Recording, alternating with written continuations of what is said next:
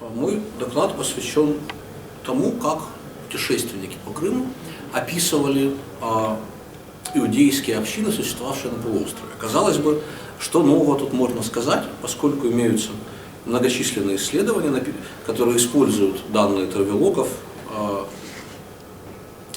Но надо сказать, что, как правило, эти источники используются в таком вот, я бы сказал, ключе позитивистском. То есть из них выбираются разного рода свидетельства, касающиеся каких-то конкретных вещей. То есть, например, там, одежды традиционной, жилищ, там, питания и так далее. То есть каких-то бытовых культурных аспектов. Но на самом деле травелоги позволяют увидеть и нечто другое.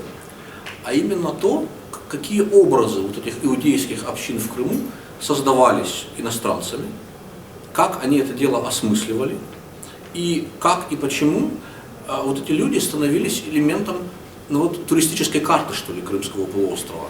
Как, например, памятники Крыма превращались в туристические достопримечательности. Ведь общеизвестно, что в какой-то момент Чуфут-Кале, например, с его памятниками караимов становится важнейшим туристическим местом, куда должны были приехать абсолютно все и посмотреть. Все, кто приезжает в Крым, должны посмотреть Чуфут-Кале. Но это же происходит исключительно благодаря запискам путешественников, которые объясняют тем, кто идет по их стопам, что они должны увидеть. Почему выбрали вот этот памятник, а не другой? Почему, например, никого не интересовали общины, например, я не знаю, армян или болгар в Крыму, которые были также экзотическими народами, и с точки зрения европейцев также были чем-то таким удивительным, непохожим, любопытным, но они не стали туристической достопримечательностью, а вот караимская община Чуфут-Кале стала, например. И вот ответить на этот вопрос позволяет, в частности, записки путешественников, те, которые появились в первые несколько десятилетий после установления власти России над Крымом, то есть это конец 18-го, начало 19 века. При этом нужно отметить два обстоятельства. С одной стороны, именно этноконфессиональное разнообразие Крыма представлялось иностранцам очень важной частью этого региона. Такой известный британец Эдвард Кларк даже сравнил его со зверинцем живых редкостей, имея в виду, что здесь на небольшой территории живут представители самых разных народов, и назвал это одним из тех обстоятельств, которые делают регион интересным для чужестранцев. С другой стороны, нужно сказать, что в записках путешественников караимы занимают несравнимо большее место, чем ортодоксальные иудеи. Видимо, это связано с тем, что как-то евреев видели и в других странах Восточной Европы, а вот караимы казались чем-то таким вот уникальным, и поэтому их описывали, конечно, куда больше и куда подробнее. Причем вот внимание к караимам появилось сразу же, то есть практически сразу же Чуфут-Кале, именно как такое сосредоточие караимской жизни, стало считаться важнейшей достопримечательностью. Например, такой человек, как Филипп Ройстон, это юный английский аристократ, который в 1807 году приехал в Крым в ходе своего большого образовательного путешествия по Востоку, на Чуфут-Кале не попал. Он его перепутал. И он в письме к отцу описывал Карсу-Базар, то есть нынешний Белогорск, но описывал его как Чуфут-Кале. Он пишет, что вот я выехал из Кафы и заночевал в доме английского купца, откуда на следующий день отправился в Карсу-Базар.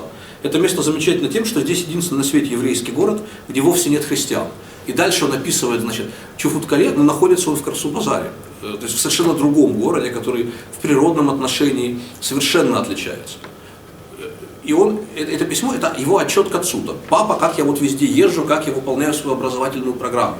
То есть, видимо, ему надо было отчитаться. И, видимо, обязательно надо было в этом Чуфут-Кале побывать. А то, что он не доехал, схалтурил немножко, какая разница. Папа сидит в Лондоне, папа не понимает, на самом деле, какая разница между этими крымскими городами.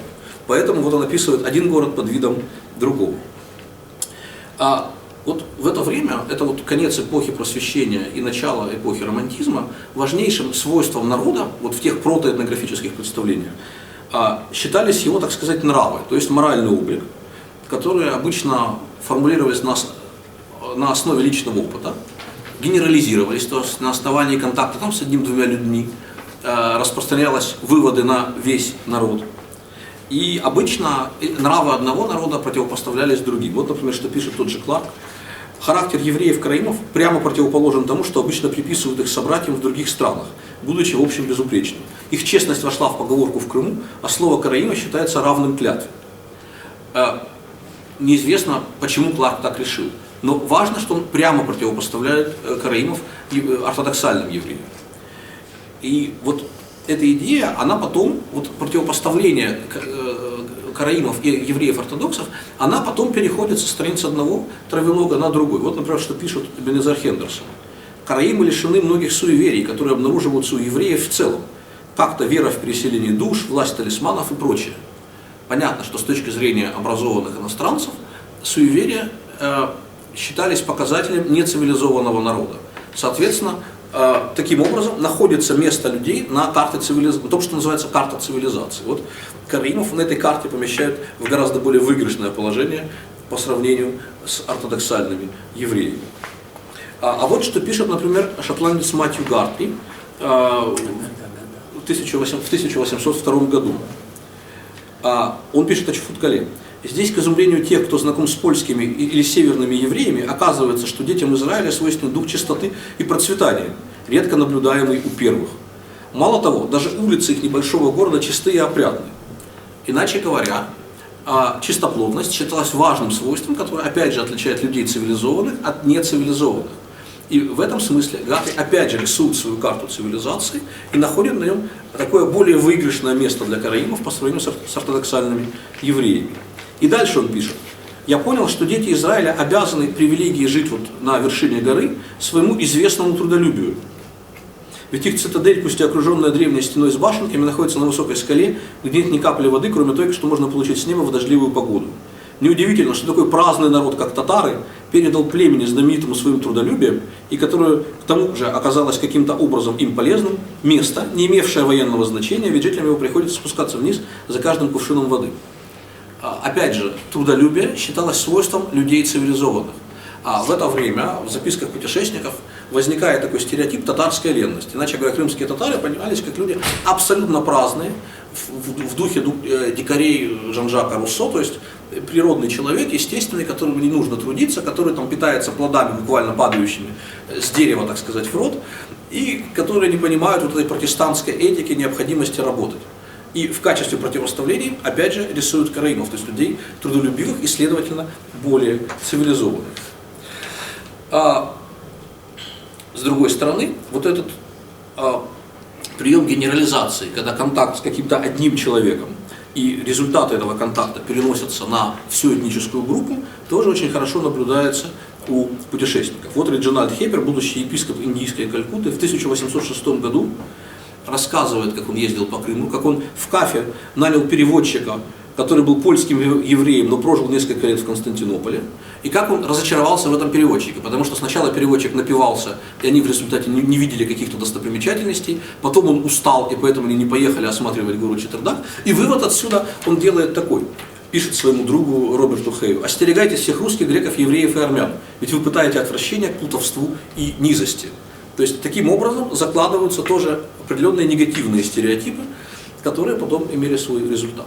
Надо сказать, что когда мы говорим о переводчике, это следующий важный момент. Дело в том, что путешественники разговаривают с местными людьми через одного, а иногда двух переводчиков. Можно себе представить, как это сказывалось на взаимопонимании. Например, такой Стивен Грель, это француз, но после революции убежавший в Соединенные Штаты, принявший американское гражданство и примкнувший к общине квакеров, поехал на юг России специально в поисках того, кого он считал иудейскими и православными протестантами. То есть он поехал общаться с представителями разных таких сект, в которых он увидел некую аналогию учения квакеров. То есть он общался с менонитами, с духоборцами и в частности с караимами. И он описывает, как он на Чофуткале общался с караимским раввином, как они достигли взаимопонимания, как он его практически убедил в том, что учение квакеров всесильно, потому что оно верно, но как они общались. Вот что он пишет. Первосвященник, который пригласил нас пройти в синагогу, разговаривал с нами через посредство татарина, который переводил нашему переводчику поляку, а тот уже нам. Можно себе представить, как вот эта сложная дискуссия на богословские темы, какую она принимала форму в процессе вот этого двойного и совершенно непрофессионального перевода. И что в итоге понял этот несчастный караимский раввин из того, что ему рассказывали, и что поняли, соответственно, американцы. И, конечно, они потом имели возможность сказать, что да, мы его убедили в правоте нашего вероучения. Далее, вот когда мы говорим о переводе, иногда возникают настоящие анекдоты. Австрийский император Иосиф II, который прибыл в Крым вместе с Екатериной Великой в 1787 году, услышал на Чуфуткале какую-то байку. Это совершенно непонятно, то ли это проблема перевода, то ли кто-то подшутил. Но своему другу фельдмаршалу фон Лассе он пишет следующее. Караимы обязаны довольствоваться одной женой так долго, пока она не подурнеет, или пока зрение жены не ухудшится. Только в двух этих случаях им разрешается жениться на другой. Будь такой закон введен в Вене, посмотрели бы мы, сколько женщин надели бы очки, дабы избавиться от своих докучливых мужей. Непонятно, то ли проблема перевода, то ли над ним подшутили. Но важно, что люди были готовы поверить вот в это, потому что Крым им представлялся Востоком, то есть территорией, где действуют абсолютно другие нормы этики, морали, брачного права и так далее. И поэтому император легко поверил вот в такую вот странную и загадочную историю. Далее, из записок путешественников однозначно следует, что вот в эту эпоху, в конце 18-го, начало 19 века, у караимов были такие очень смутные представления о прошлом. Они, в общем, не знали, откуда они появились. Для путешественников такой был вызов понять, что же это за люди такие.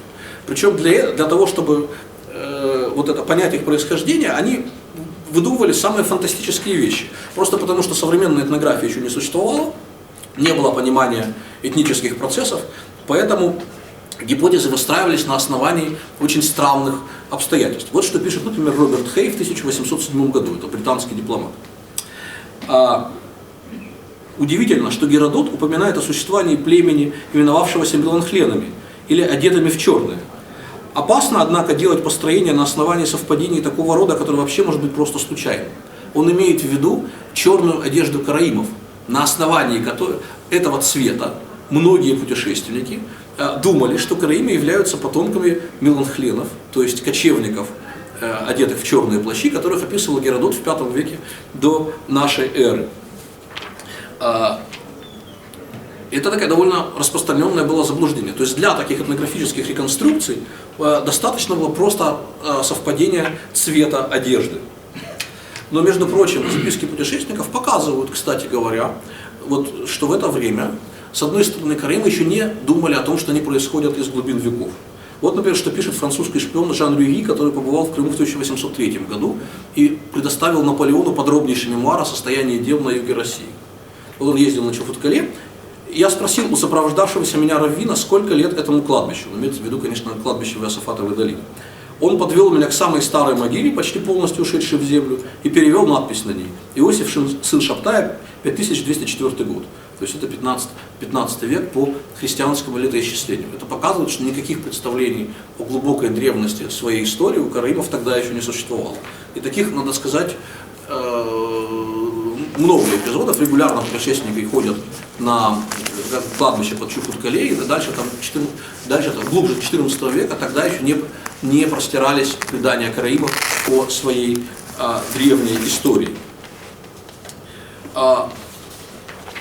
Зато они фиксируют другие предания местных караимов. Например, Виктор де Рике, будущий герцог де Караман, французский дворянин, в 1784 году записал следующую историю. Некогда крымские ханы отправляли на Чуфуткале тех, от кого хотели избавиться, так что евреи, кормившие их на протяжении известного времени, затем отравляли их в назначенный день или же сбрасывали с вершин скал.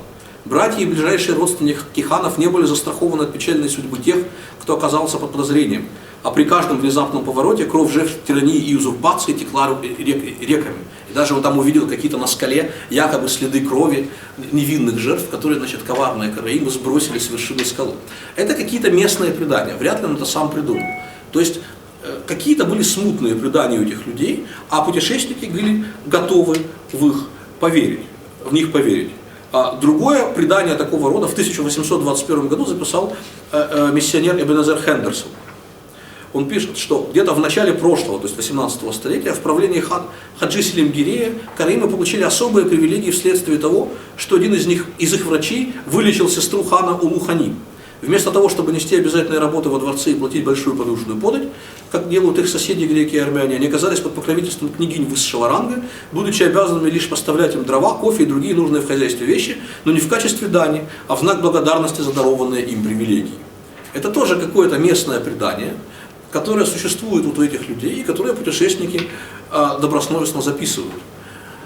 Причем это не самое любопытное предание, бывали еще более экзотичные. Например, предание о всемирном потопе. По-видимому, от крымских татар, у которых бытовало предание о том, что некогда Крым находился под водой, и лишь вершины гор торчали над волнами, а местные жители переплывали между ними на лодках, и так возникли пещерные города, собственно, как жилища вот этих людей, обитавших на этих маленьких островках.